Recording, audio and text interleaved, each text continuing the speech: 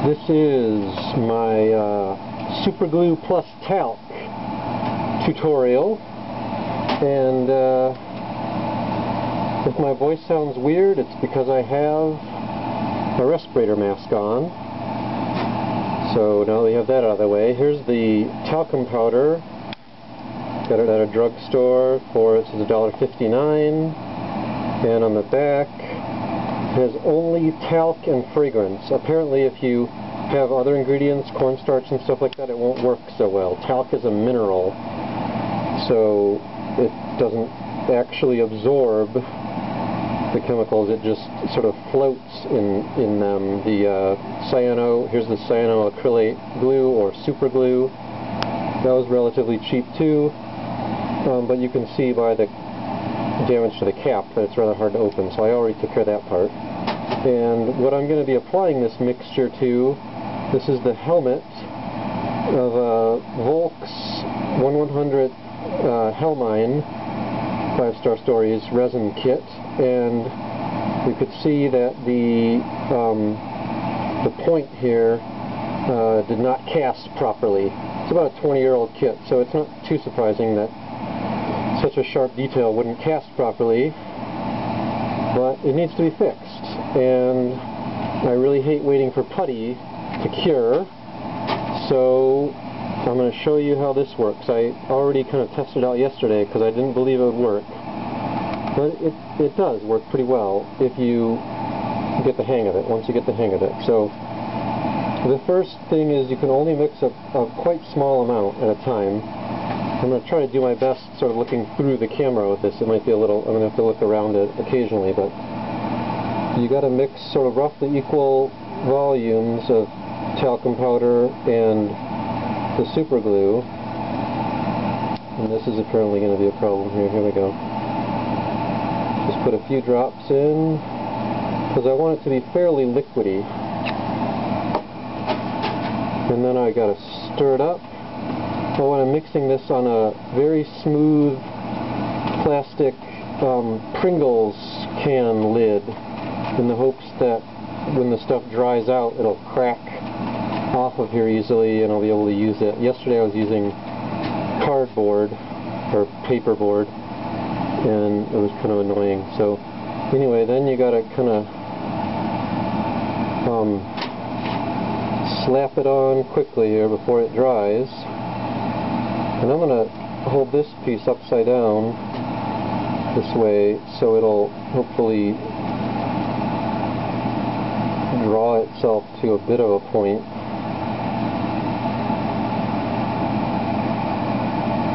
Trying to make sure you can see it here.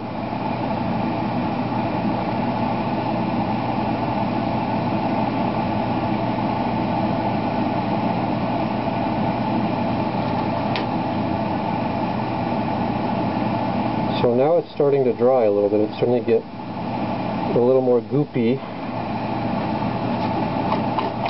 And it's actually dried in that space. I'm going to try to pull it down a little bit more. So you can see it's a little bit hard to work with. Partly because it dries so quickly, and partly because it's so liquidy. But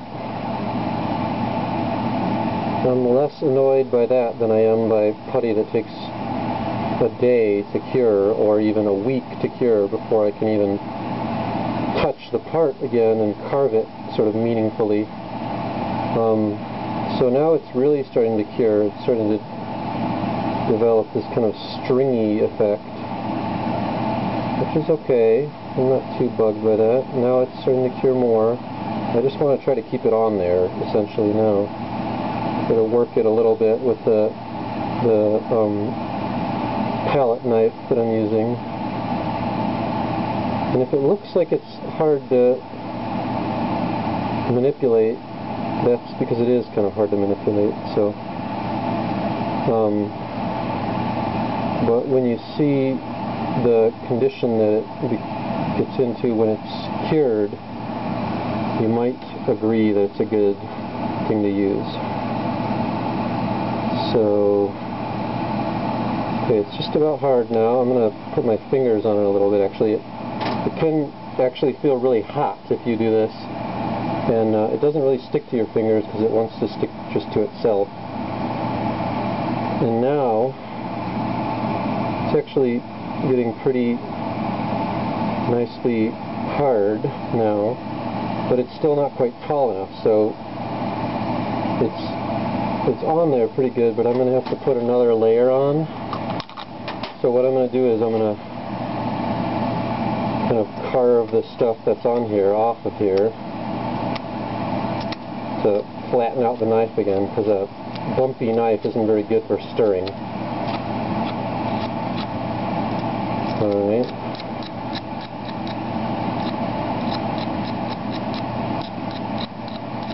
So that sound you hear in the background is the fan for my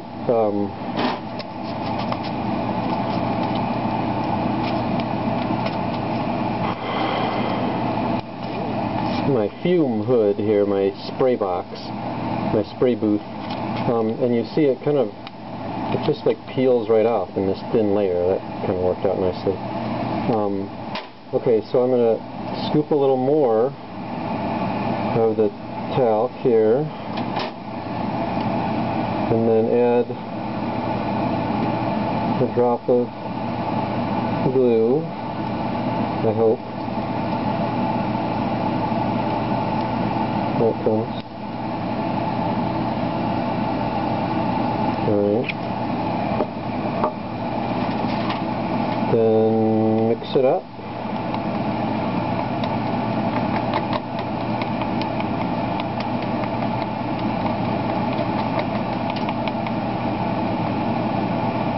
And that's even thinner this time. I think I want a tiny bit more powder.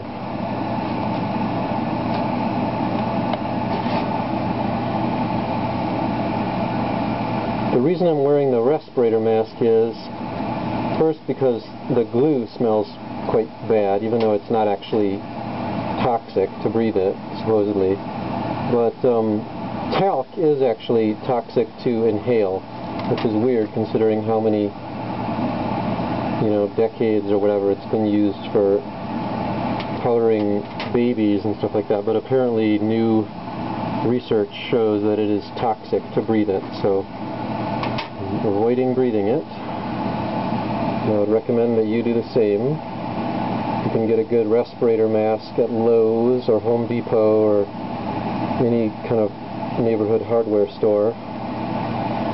So I'm trying to draw this new batch down again to form more of a point. And what I might end up having to do is, kind of carving this down and then adding another layer. I'm just about at a point now where I think I can carve it once this is cured.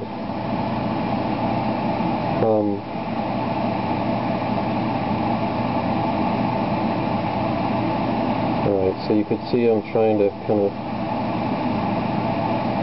draw it out a bit here. And I wanted to do this in real time without editing, probably just because it's easier for me, but also partly so you could see truly how fast this stuff works, and how, if you're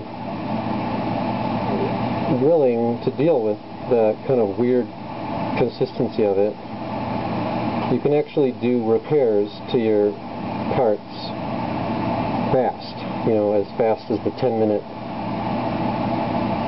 YouTube video time limit.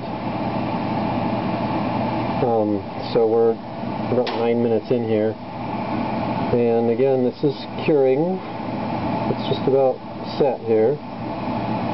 Yeah, it's there now. So let's see. I'm going to grab my knife here and start carving. You will see that it actually carves pretty decently if everything goes well. It's kind of surprising because super glue by itself is ridiculously annoying to try to carve. It's just so brittle and just awful. But this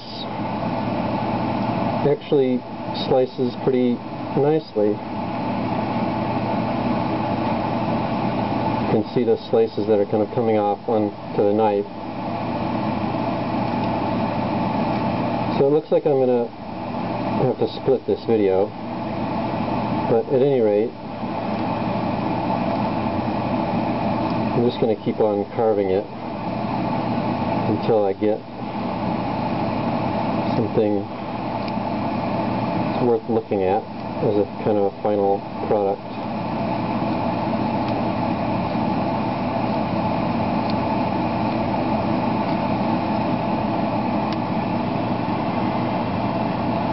Now I know, like your mom always said, don't carve toward yourself with the knife, but sometimes it's easier to get good control of my hand in this position, so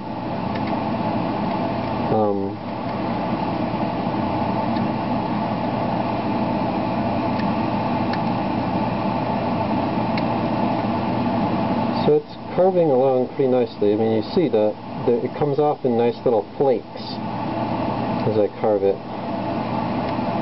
So it's really not the brittle texture that you might expect it to be.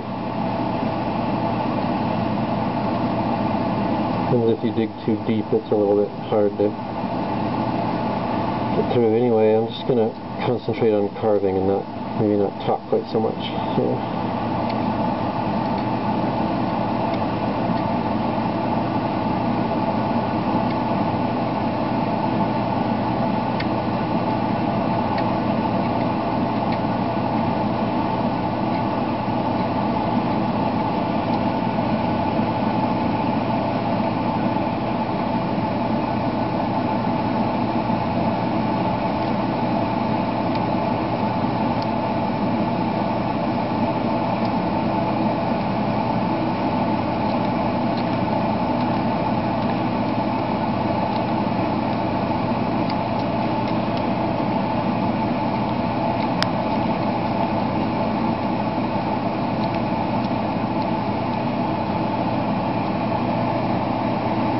So you see, there's the basic idea of it. And you can see that it has been lengthened considerably. I'm still going to have to add some more to the tip of it. But it has been lengthened considerably, and it's a nice thin edge to it. And I'll make sure to take some pictures of this too and put them up somewhere so you can see the pictures close up. So it actually does work.